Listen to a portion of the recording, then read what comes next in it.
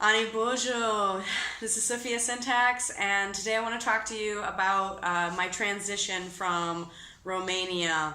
So for the last year, I've been doing an English teachingship with my Fulbright in Romania, and I can't believe that almost a year has gone by. I left North America in September of last year, and then I flew directly into Timişoara. So while I was in Romania, for those of you who are following along, which you should be following me, you can follow me on Instagram. It's toosexyforcontacts. All one word, no letters, no numbers, just toosexyforcontacts. I started my grant in Timişoara, Romania, and then halfway through at the semester break, I moved to a city called Galaţi. So I loved my time in Timişoara. It was my first introduction to Romania. I flew directly into Timişoara. There was a short layover in Munich, but I'm not counting that. And flew directly from North America to Timişoara. And my friend, well, at the time she was just my colleague, but Roxy was there to meet me. Roxy became one of my closest friends and one of my most trusted confidants while I was in Romania. And I think we're going to have a long friendship. And so I flew into Timişoara, and that was my introduction to Romania. I had never been to Romania before. I really didn't know what to expect.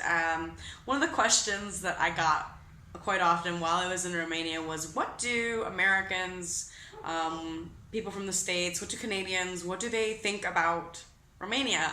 And I was always a little embarrassed to answer. I would just tell them, well, generally what people, when they think of Romania, they think Dracula, they think gypsies, / Roma, that's a more politically correct term, and that's it. Or they don't think about Romania at all.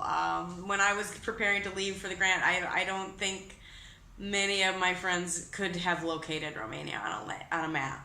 North Americans just aren't great with geography. People from the States are not great with geography, okay? It's a failure of our school system. I actually didn't have a geography class until I was in college, my freshman year of college.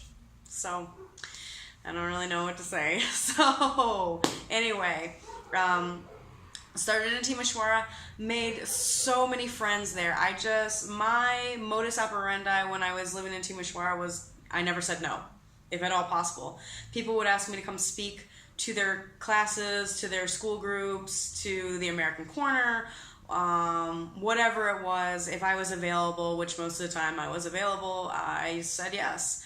One of my colleagues, her name was Christina, she advised me early on in my grant period, because of the way my teaching was structured, that I should travel as much as possible, because Timişoara is sort of regarded as the gateway to the West. We had an international airport in Timişoara.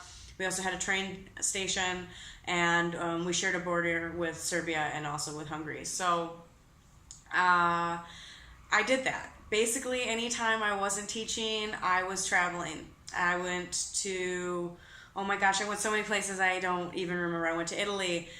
I went to Budapest. I went to England. I went to Turkey. I went to, did I say Italy? Yeah, I went to Italy. Like I said, I went to so many places I can't even remember. I went to Greece. I went to Malta. Any place that had a cheap flight, basically I went there. And sometimes I only stayed for 3 or 4 days, but I did go there. I tried to experience as much of the culture as possible and just see things. I had a little bit of international travel before I left for my Fulbright grant. I have taught in China, and I've also studied in Paris. So that was one place I didn't go. I didn't go to Paris because I'd already been there and wanted to do something new. I would say the trip that really kind of changed my life would be my trip to Madrid. I went to Madrid. It's a little embarrassing when I tell this story now. I went to Madrid because I wanted to pick up some bar tools. There is an atelier that I really like. They're called Boozhoo bag. You can follow them on Instagram. It's just Boozhoo. And they make amazing occult-inspired bar tools. And I have been admiring their products for a long time, but I never could afford to have them shipped to the United States. So I thought, oh, hey, I'm in Romania. Now we're all in the EU. Maybe it'll be a little easier to get these shipped to me. However, the first thing that happened to me while I was in Timişoara was I had like an issue with getting some stuff mailed to me from the United States. So I didn't want to have anything coming into Romania because you have to pay a VAT, you have to pay a tax on whatever the worth is of the products that are coming in. And the VAT on the products that I wanted to order from Boozhoo would have been about 60 euros in Romania. And I thought, you know, I bet there is like a cheapo Wizz Air flight that I can just go to Madrid, pick up the bar tools, and come back over the weekend.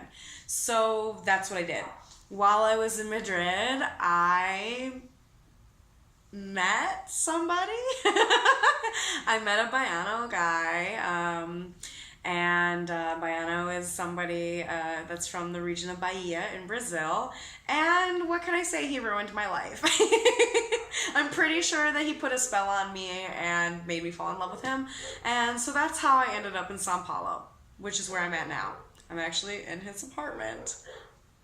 You might notice Che Guevara behind me. That was his artwork. And then that was a piece that I painted for him the first time I came to São Paulo, which was over the Easter break. But I'm getting ahead of myself. So while I was in Timişoara, I really, really enjoyed my time there. I made really great friendships. I cried for a week before I had to leave Timişoara. I actually begged my program manager, please don't make me leave Timişoara. But they said there was no choice. I had to go to this other city, which is called Galaţi.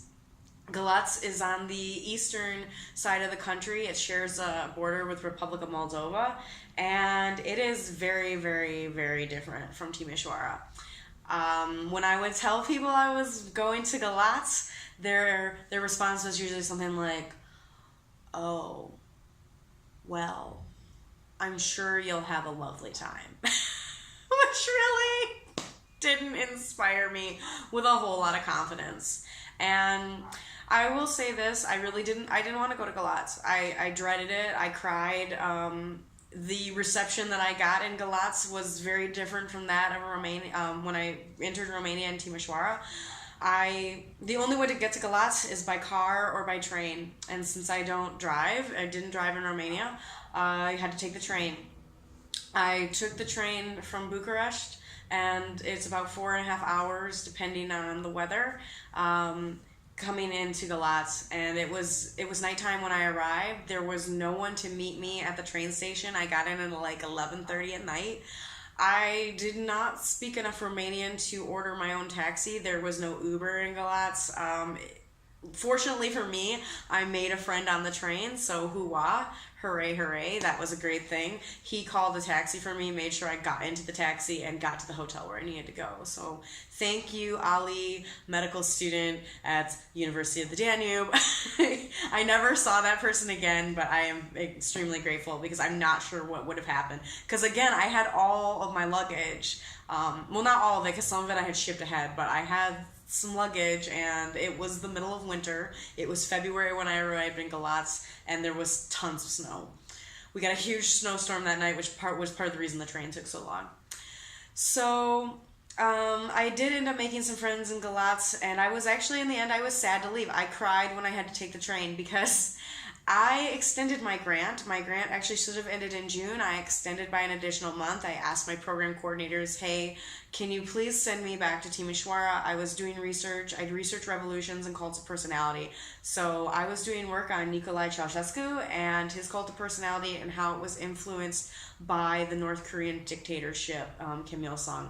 So I was doing some work with the Museum Memorial Foundation, the Revolutionary Memorial Foundation that's based in Timişoara. And so I asked the Fulbright Commission in Romania if they would be willing to extend my grant. I actually asked for 3 months. They were only able to give me 1. Well, I could have done 3, but I would have had to have left the country for like 2 months, so like July and August, and then I would have started again September, October, November, or up until December. But I didn't want to do that because I didn't have the money to travel twice. So I ended up just taking the 1 month. I did that, and I went back to Timişoara. So I left Galaţi.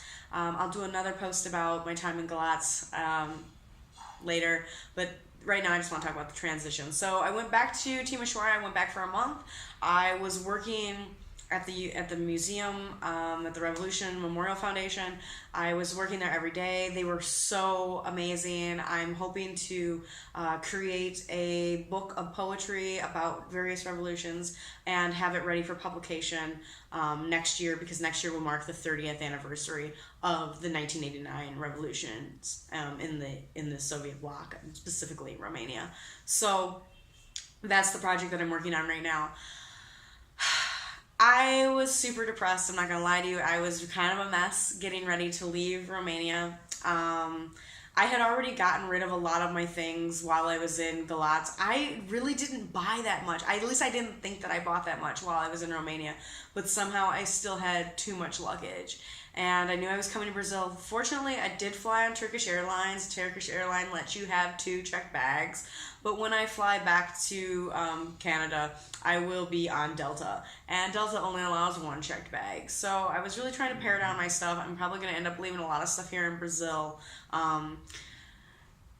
Just because I think it'll be easier. So I expected to be really, really depressed when I left Romania. I cried a lot before I had to leave. And it was just very difficult for me to go. I had a lot of good friendships, but it was also kind of odd for me coming back to Timişoara because I expected things to be one way and they were another. So I had made a lot of good friends in Timişoara the first time that I was there, and I expected to be able to pick those friendships up and just kind of start again. But that didn't actually happen. A lot of my friends were traveling because it was summer break, or they had gone back to their respective villages and cities, and so I was able to reconnect with a handful of my really good friends, which was awesome. I'm grateful for those times, but I actually was kind of lonely in Timişoara for the first week that I was there, because again, it was the end of the semester, so my colleagues that I wanted to connect with, they were doing resits for their examinations, and they didn't have time to meet with me. I also had a little bit of a snafu with getting ready to to work at the Revolution Memorial Foundation, because they required that I have a letter stating who I was, and so the Fulbright Commission was really great about getting me that letter, but then, getting to the museum, talking to the right people, getting processed and getting started on my research, that also took time, which was frustrating because I only had 3 weeks to begin with. So, I will say this, a couple of things, people have asked me about, living abroad. I think for me, the most frustrating thing was renting the apartment. It was so frustrating. I did not rent an apartment while I was in Timişoara the first time. I stayed in the student housing. It didn't have a lot of the amenities. I didn't have a washing machine. I didn't have a real kitchen. I just had a hot plate and a sink. But I also didn't have to put down a deposit. I paid month to month. I only paid the utilities that I used, and since I was traveling so much, my rent was very low. But when I went to Galaţi, I decided that because it was kind of a less cosmopolitan city, I wasn't going to be traveling as much, or at least at the time I anticipated I would not be traveling as much. I thought, okay, I'm going to get a nicer apartment. They made me put my deposit down and my first month's rent, which Fulbright did not cover my deposit. That came out of my salary, which when your salary is only about 425 euros and your deposit is 350 euros, plus the first month's rent, which was another 450 euros, it was a little bit difficult. That was the other thing. My landlords, they did not speak any English, and they only spoke Romanian. And I do not speak enough Romanian to try and negotiate a housing contract. I was able to take somebody with me for that first part, but he was not really available after that initial negotiation. So anytime I had to pay my landlords, I would talk to them. The wife did speak English, barely. Somewhat. We kind of negotiated together, but initially they wanted me to pay my last month's rent in addition to the security deposit, and I was not willing to do that. I told them, my last month's rent, you can take it out of my security deposit. Because I also was prorating, because I was leaving halfway through the month. I had to go to Bucharest for a week to do some work there. And so I was leaving early, and they really were not happy about that. They really fought me, and they were like, no, you have to pay the rent, which on a logical level, I understand that is the way it's supposed to be done. But I also didn't really trust them to give me my deposit back, because they were nice people, but they just... I really felt like, I'll be honest, I really felt like they took advantage of me. The rent I was paying for Galaţi was much too high. It was 450 euros. That did include my utilities, but my utilities were 100 euros. I'm a single woman. There's no way that I was using electric, heat, and gas, and water that was 100 euros every month, especially because by the time I was actually living there, I was traveling not outside of Romania, but within Romania quite a bit. So I knew that they were making money on me. I couldn't spend that stipend money for the rent on anything else, so I was just kind of like resigned to it. Okay, whatever, this is what it is. But I really felt like they could have done more for me. There were other Fulbrighters that I heard, they were like, oh, my landlord, got me dishes, got me plates, got me this, got me that. I didn't have to buy anything for my apartment. My landlords didn't do that, and I know they were making money on me. So I was not willing to give them money in addition to my security deposit, because I could just see it coming. Like, they're going to go through and they're going to be like, oh, here's some grime in the bathtub, which there was grime in the bathtub that wasn't there when I moved in, but that wasn't my fault. It was because the bathtub kept backing up and they didn't come fix it. So in the end, there was kind of a squabble between me and my landlords about, how the money was going to go down. But in the end, I also felt like I had all the power because I had the money. And I just didn't pay them. So, woohoo, scumbag Sophie wins again. But I did take care of that apartment. I treated it like it was my own. The day that I moved out, of course, they were late. I was trying to leave for my train.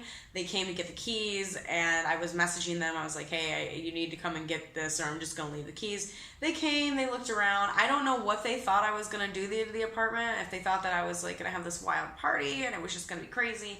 But, they were satisfied when I left that it was clean and as I had left it. So that was cool.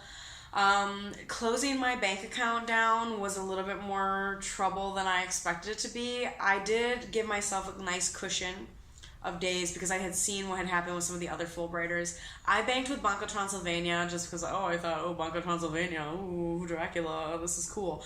Okay, don't be stupid like me. Don't choose a bank based on its name. That was probably the dumbest decision I could have done. I really wish I had gone with ING, because ING gave free euro to lei conversions, which was problematic every single month because my landlords wanted to be paid in euro, and in the end I was just like, look, I'm paying you in lei, deal with it. But that was a common thing that I found in Romania, was people wanted, the landlords want to be paid in euro, mostly because euro is more stable. The PSD party is doing things to devalue the currency, but that's a post for another day. So I wish I had gone with ING, didn't go with ING, went with Banca Transylvania.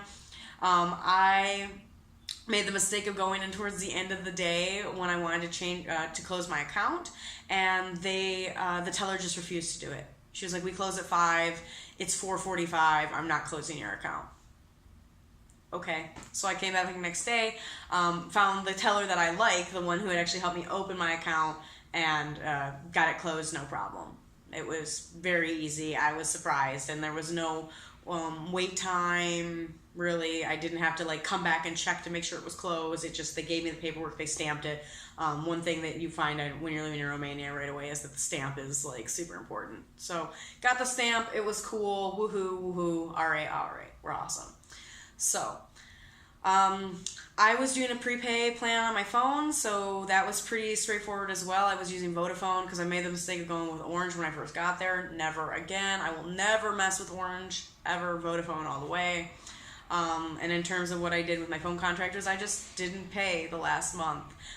Which was kind of a pain in the butt because I had 4 more days left, and I just didn't have phone service for those last 4 days I was in Romania, which was kind of problematic. But fortunately, the commission prepared a ride for me. They arranged a ride for me to the airport, so I didn't have to worry about calling an Uber or anything like that while I was in Bucharest. So that worked out okay.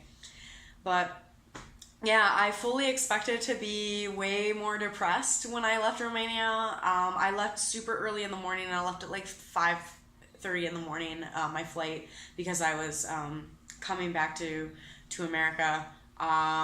And then I think part of the reason that I'm not more depressed right now is because I'm with my boyfriend. I'm here in Sao Paulo. And right now I'm just kind of in this transitionary period. I wasn't really stressed out in the beginning because, you know, other Fulbrighters I was asking, they're like, what are you doing? What are you going to do with your life after Fulbright? And they all had these great plans. And I was like, oh, I'm going to go hang out with my boyfriend for a month. Yeah, it'll be great. And I felt kind of less. But I've really reconciled those feelings, and I'm going to do another post about that later. But yeah, so that was it. Now I'm not in Romania, and I made kind of an emotional post on Facebook about it, and I realized that I think part of the reason I'm not feeling as depressed about it as I thought I would is because, like many people on my Facebook commented, they're like, you can come back. You know, Romania will always be a part of me now. It will always be part of my heart. It will always be part of my memories. It will always be part of my soul. And, you know, it's like I was saying all along, I would tell people, you know, in Ojibwe culture, we don't say goodbye. We say Baamaapii. It means until later, because we believe once you meet somebody, they're always part of your circle. Whether you meet them now, again, in the future, you know, tomorrow, the next week, or in the next lifetime, or in the spirit world, they are always part of your circle. So I didn't say goodbye to Romania. I just said Baamaapii, and then I said Boozhoo to Brazil. So that's my update. Thanks for watching, and if you have any questions, kick them to me in the comments, or you can always email me, me@sophiasyntaxx.com. All right. Miigwech, minwa, miiwi. That's all.